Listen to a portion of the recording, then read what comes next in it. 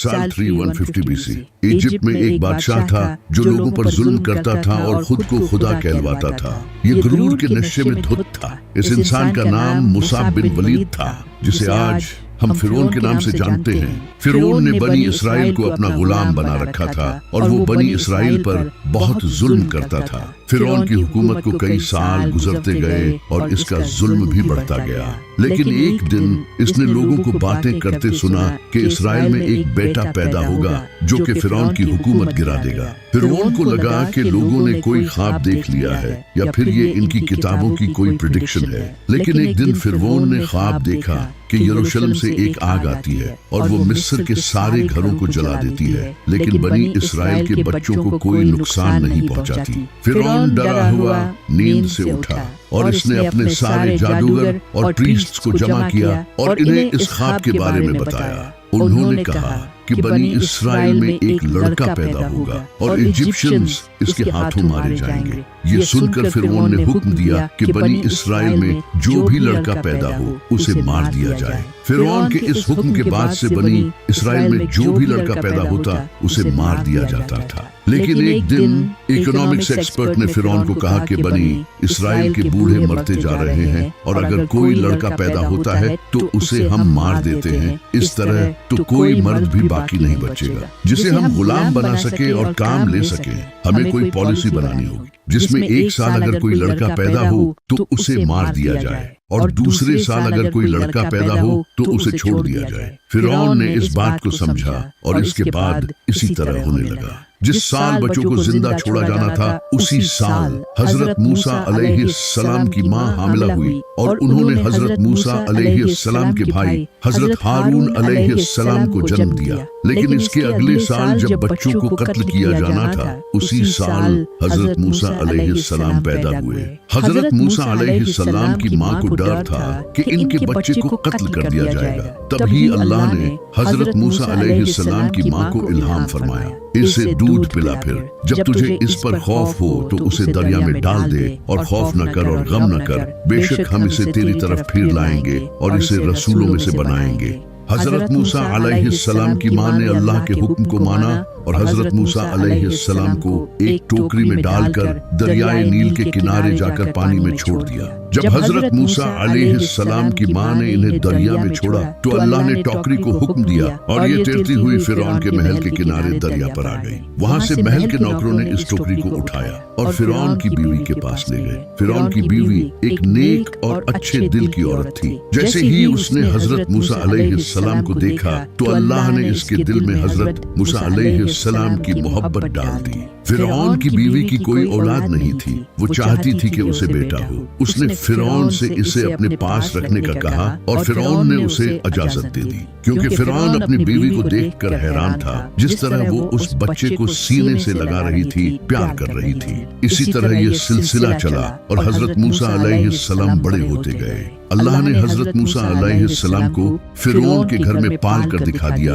कि वही सच्चा रब है। और यहाँ तक कि अल्लाह ने हजरत मूसा अलैहिस्सलाम को उसी साल पैदा किया जिस साल बच्चों को मार दिया जाता था। ये सब उस रब की कुदरत है। मूसा अलैहिस्सलाम को अल्लाह ने ताकत और दीन का इल्म अता किया था। एक दिन मूसा अलैहिस्सलाम ने देखा कि एक इसराइली को कुछ मिस्र के लोग पीट रहे थे। उस इसराइली ने मूसा अलैहिस्सलाम से मदद मांगी। मूसा अलैहिस्सलाम उसकी मदद करने के लिए आगे बढ़े और तब ही मूसा अलैहिस्सलाम ने उस आदमी को गलती से कत्ल कर दिया। मूसा अलैहिस्सलाम को लगा कि उन्होंने बहुत बड़ी गलती कर दी। वो बहुत ज्यादा दुखी हुए और उन्होंने फौरन अल्लाह से माफी मांगी और अल्लाह ने भी उन्हें माफ कर दिया, क्योंकि मूसा अलैहिस्सलाम का उस इंसान को कत्ल करने का कोई इरादा नहीं था। वो तो बस उस मजलूम की मदद करना चाहते थे। अगले ही दिन फिर मूसा अलैहिस्सलाम ने देखा कि वही इंसान जिसे कल लोग मार रहे थे आज फिर वो एक लड़ाई में पड़ा हुआ है। मूसा अलैहिस्सलाम उसके पास गए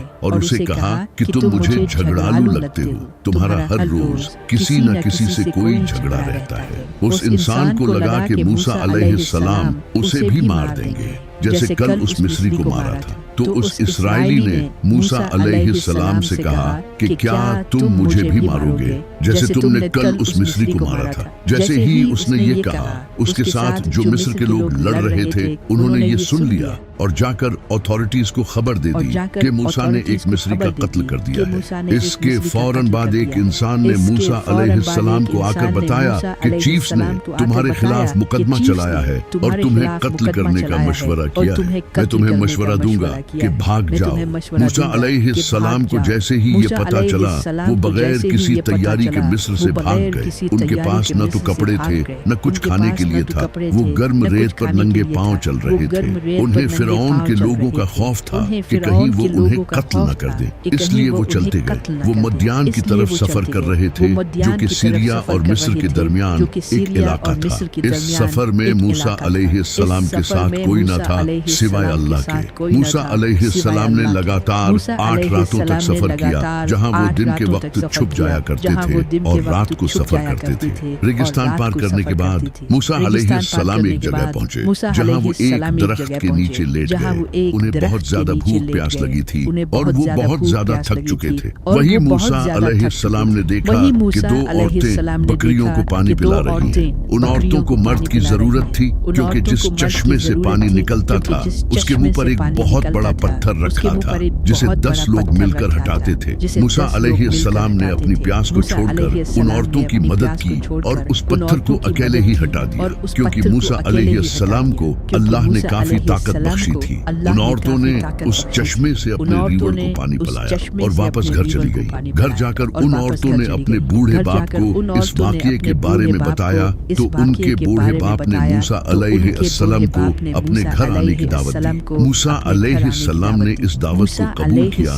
وہاں انہوں نے ان عورتوں کے باپ کو سب سچ بتا دیا کہ وہ مصر سے کیوں بھاگ کر آئے ہیں۔ اس بوڑھے انسان نے موسیٰ علیہ السلام کو اپنے گھر میں جگہ دی۔ وہ بوڑھا موسیٰ علیہ السلام کی ان کی بیٹیوں کے لیے کی گئی مدد سے خوش ہوا اور اس نے موسیٰ علیہ السلام کو آفر دی کہ وہ اس کی بیٹی کے ساتھ شادی کر لے، لیکن بعد میں اسے 8 سال کام کرنا ہوگا۔ موسیٰ علیہ السلام کو یہ صحیح لگا کیونکہ اسے اس جگہ کوئی جانتا نہیں تھا اور نہ ہی ان کے پاس رہنے کے لیے کوئی گھر تھا۔ موسیٰ علیہ السلام نے اس کی بیٹی کے ساتھ شادی کر لی۔ اس کے بعد موسیٰ علیہ السلام نے 10 سال کام کیا۔ یہ 10 سال موسیٰ علیہ السلام کی زندگی کے بہت اہم تھے۔ ان 10 سالوں میں موسیٰ علیہ السلام اللہ کی قدرت پر غور کرتے رہے۔ کبھی وہ سورج کو طلوع اور غروب ہوتا دیکھتے تو کہیں رات کو ستاروں پر غور کرتے۔ اسی طرح وہ ڈیفرنٹ چیزوں کو آبزرو کرتے رہے۔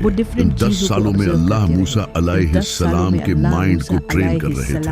پھر ایک دن موسیٰ علیہ السلام نے اپنے گھر مصر واپس جانے کا فیصلہ کیا۔ موسیٰ علیہ السلام اپنی ماں اور بھائی سے ملنا چاہتے تھے اور ویسے بھی انہیں اس مصری کو مارے اب 10 سال ہو چکے تھے، اس لیے انہیں واپس جانے میں کوئی خطرہ بھی نظر نہیں آیا۔ موسیٰ علیہ السلام اپنی فیملی کو لے کر مصر نکل پڑے، لیکن انہیں کیا پتا تھا کہ یہ سفر ان کی زندگی بدلنے والا ہے۔ موسیٰ علیہ السلام سفر کرتے ہوئے ایک پہاڑ پر پہنچے جس کا نام تھا کوہ طور۔ وہاں انہیں دور کہیں آگ جلتی ہوئی نظر آئی۔ موسیٰ علیہ السلام جسم کو گرم رکھنے کے لیے آگ لینے گئے۔ جیسے ہی وہ آگ کے پاس پہنچے تو انہیں ایک خوبصورت آواز سنائی دی، اے موسیٰ، میں اللہ ہوں، اس کائنات کا رب۔ موسیٰ علیہ السلام نے گھبرا کر ادھر ادھر دیکھا، اسے پھر سے آواز سنائی دی، اے موسیٰ تیرے دائیں ہاتھ میں کیا ہے؟ موسیٰ علیہ السلام نے کانپتے ہوئے جواب دیا، یہ میرا عصا ہے جس پر میں ٹیک لگاتا ہوں اور جس سے میں اپنی بھیڑوں کے لیے شاخیں مارتا ہوں اور دوسرے کام کرتا ہوں۔ اسی آواز نے اسے حکم دیا، اپنی لاٹھی پھینک دو۔ انہوں نے ایسا ہی کیا اور فوراً ہی لاٹھی سانپ بن گئی۔ موسیٰ علیہ السلام بھاگنے کے لیے مڑے، لیکن آواز نے دوبارہ اسے کہا، ڈرو نہیں اور اسے پکڑو، ہم اسے اس کی پہلی حالت میں لوٹا دیں گے۔ سانپ واپس اپنی لاٹھی میں بدل گیا۔ موسیٰ علیہ السلام کا ڈر ختم ہو گیا کیونکہ انہوں نے محسوس کیا کہ وہ حق کی گواہی دے رہے ہیں۔ یہاں غور کرنے والی بات یہ ہے کہ پہلے اللہ نے حضرت موسیٰ علیہ السلام کو اس چھڑی کے فائدے یاد دلائے اور پھر اسے کہا پھینک دو۔ اس کے بعد جب وہ چھڑی سانپ بن گئی تو اللہ نے کہا کہ اس چھڑی کو اٹھاؤ۔ یہاں بڑا ہی کمال کا سبق چھپا ہے۔ جب تک تم اپنی पसंदीदा चीजों को अल्लाह की राह में कुर्बान करोगे और उन चीजों को जो कि तुम्हें बुरी लगती है अल्लाह के लिए अपनाओगे, तब तक तुम कामयाब रहोगे। इसी में पूरा का पूरा दीन छुपा है। फिर अल्लाह ने मूसा अलैहिस्सलाम को हुक्म दिया कि अपना हाथ अपनी